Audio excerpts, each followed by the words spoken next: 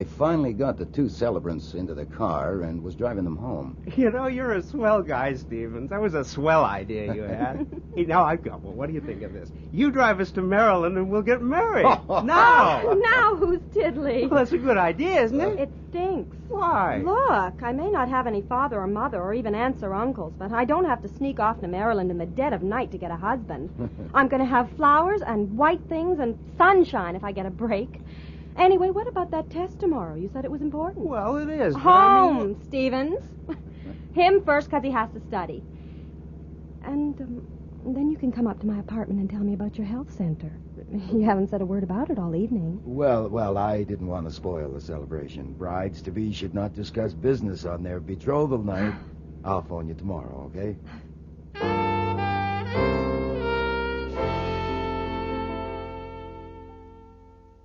Sit down, Miss Murphy. I like eyes at my level. The name is Parrott, Violet Parrott. No, Miss Murphy, it won't do. Mr. Parrott told me who you are. I do not intend to prolong this. He hired me to make you stop blackmailing him. Aha! My father told you Mr. that? Mr. Parrott sat there... Daisy Parrott telling anyone I'm not his daughter? Now, you think I believe that? I think you find it difficult to believe, Miss Murphy, because you've misjudged his character. Ha! You haven't stopped to consider that his strongest feeling, stronger even than his feeling for his daughter, is his vanity. He cannot stand to have you diddle him. And how are you going to stop me? I don't intend to stop you. Then what am I doing Mr. here? Parrott made the same mistake you did. He misjudged a man's character. Mine. You have demanded $50,000 from him. Collect it. I don't get you. Within 24 hours after you receive it, you will pay me $45,000. You may keep 10%. What? What makes you If think you don't pay me, the Salt Lake police will come and get you. But, you goddamn fool, you can't do that to Daisy. He doesn't have to let you alone like he does me, you know. All I have to do is tell him. Naturally, I prepared for that. He won't believe you. I get it. I give it to you, and you hand it to him, and he gets off cheap. Well, now, wouldn't that be sweet? And Daisy thought I'd fall for that? Oh, I assure you, Miss Murphy, Mr. Parrott knows nothing of this. This is my own idea, and I intend to profit from it. So will you. You can keep 10,000 out of every 100,000 we get. Oh, look, come on. I've got more brains than that. And more guts than you give me credit for, too. Well, you think it doesn't take guts to stand up to Daisy Parrott? Wait, I'll show you. I'm wearing sleeves tonight. Here's why. He did that to you? That's not all. There's other places, but you'd have to pay to see them. And I took it. I told him, listen, I said, you can hurt me all you want, but don't think I'll just go, baby. And if you hurt me too much, well, I'm not dumb. I've taken certain precautions. What precautions? Just never you mind. But I've got Daisy Parrott, all right, and I'm the only one that ever did that and lived to tell it. And now he thinks he can get most of it back with this lousy runaround? Well, you'll have to think this through. The point is that even if you're 99% convinced that Mr. Parrott arranged for me to take this line, dare you risk that 1%? What if I am acting on my own hook? You'll never know what minute or where you'll feel that hand on your shoulder. Suppose I wasn't there. Oh, you're not thinking straight. If you disappear, Mr. Parrott might possibly decide not to find you for obvious reasons. I wouldn't. I would find you. I am fully as vain as Mr. Parrott, and every bit as ruthless, and I will not be diddled. This interview is over. I'm sure you'll give it your best thought. My God, is he fat? You know, I admire you. Mm-hmm. No, you really stood up to him. Well, luckily, you don't have to decide now. You got time to sleep on it, which is a good idea. Shall I take you home, tuck you in? Hey, you don't look like a grister. You look healthy and handsome. Inside, I'm clean but mean. I didn't offer to drive you home because I noticed you've got your own car, but I can go along just for the air. Air. Oh, boy, dumpling, do I need air. We'll share it. 90% for you and 10 for me.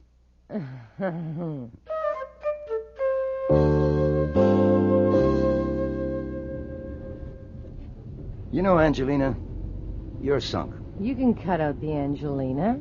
Just call me Angel Food. Ooh, I don't like angel food. I'll call you Maple Delight. No, but you're absolutely sunk if you try to bull it through. Now, I speak frankly, because I admire you in more ways than one. Oh, Dumpling. And also because I enjoy life, and I don't care to leave it at this point. If you go on putting the B on Parrot and don't give Wolf his 9/10, Parrot will find out sooner or later. Then not only will Wolf get it, but I'm liable to get it too.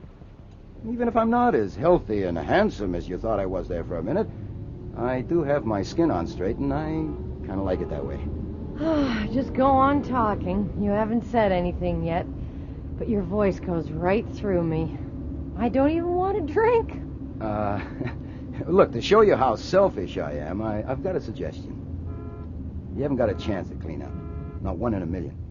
You're squeezed in between Daisy Parrott and Nero Wolfe, and that's no setup for a Sherman tank, let alone a lady. You were going to make a suggestion? Tell Parrott, or I'll do it for you, that the jip is out. You're merely his loving and obedient daughter, but it would be nice to have an allowance of, say, $300 a week. $300 a week? He'd probably settle for that, no hard feelings. Wolf wouldn't be able to get a cut of it, and you'd be earning over $15,000. That's more than a U.S. senator gets today. Hey, you know, I usually hate to be driven by a woman driver, but you're good. I thought you would be.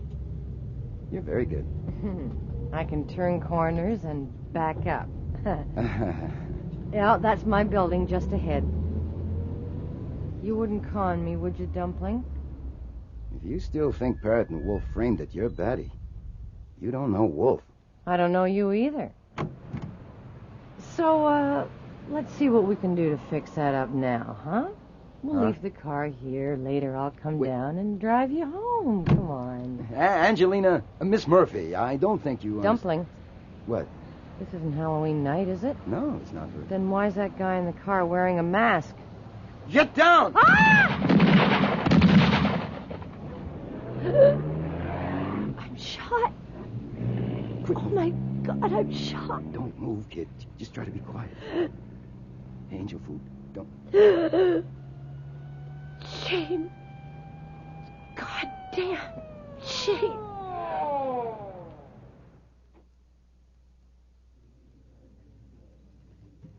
Okay, Goodwin, we lock you up. Oh, Inspector Kramer, you said that 4 times. I don't like the idea, and neither will Mr. Wolfe or his lawyer, but I prefer it to more of this. Go ahead. Oh, damn you.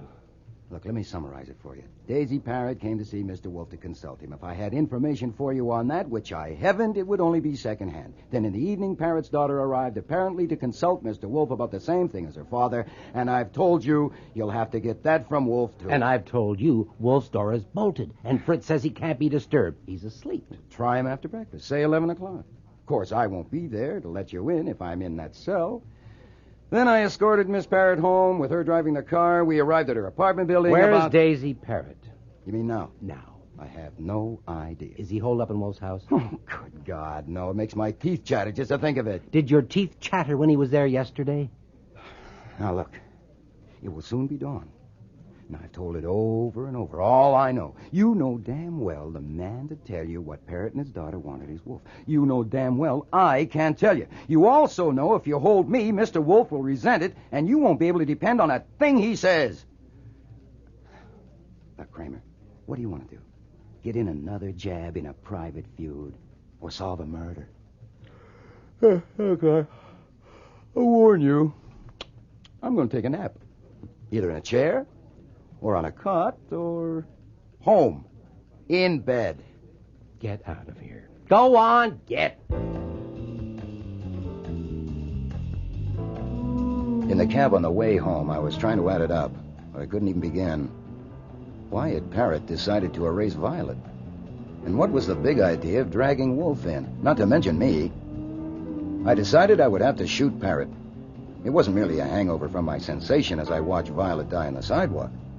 It was a realization of where Wolf and I were sitting. To be tangled up in a gang war between Daisy Parrott and Thumbs Meeker wasn't taking a risk. It was checking out. But then as we pulled up to the house, I changed my mind. Killing Parrott was the worst thing I could do. The guy I really wanted to shoot was Wolf. All this for a pork chop.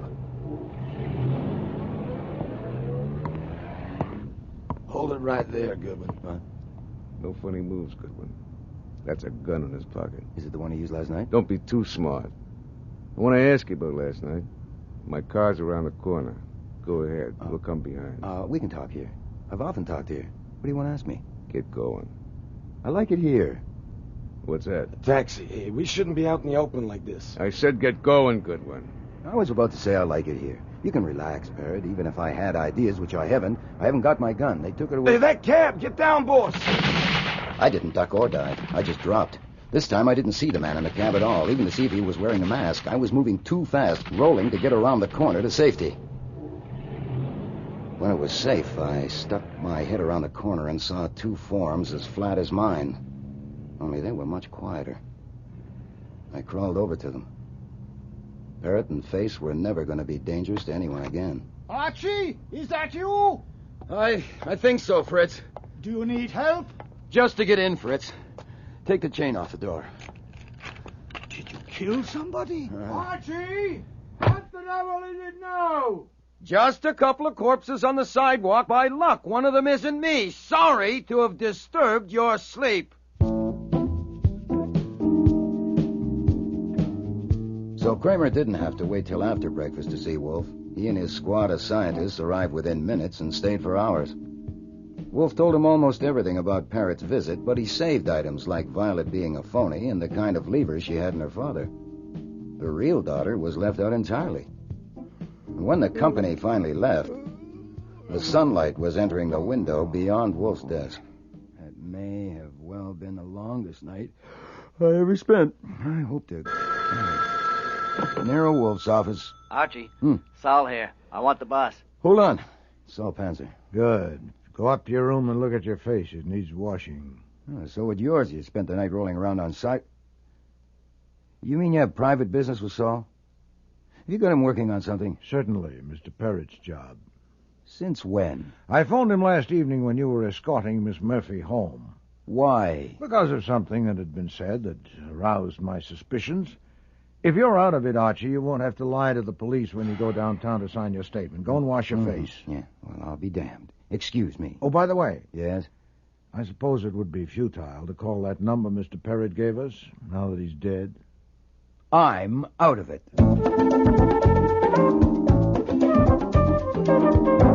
My breakfast was interrupted 4 times by phone calls, and that went on all morning.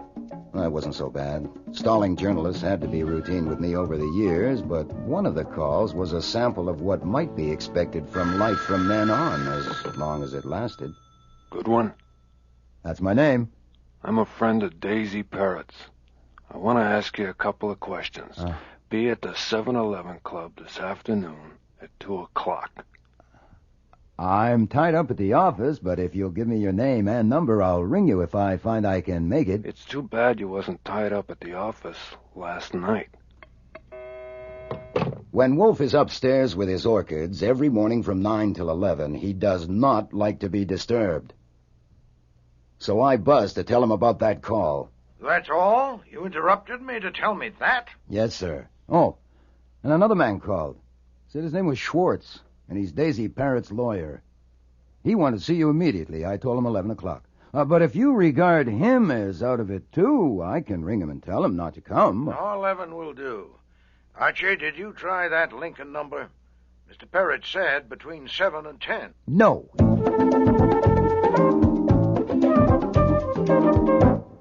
Sit down, Mr. Schwartz. Thank you. Mr. Wolfe, I must apologize for being urgent about this appointment, but I felt there should be no delay. I gathered from Mr. Parrott last evening that you had not explicitly given your assent, and Assent to what? Why, to your appointment in his will as executor of his estate, in effect the guardian of his daughter. Huh? Did you? Utterly preposterous. I was afraid of that.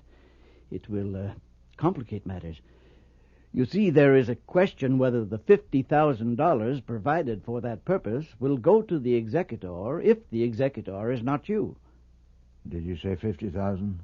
Yes. Tell me about it. In the past, I have attended to a few matters for Mr. Parrott of a minor legal nature, but last evening he came to my office.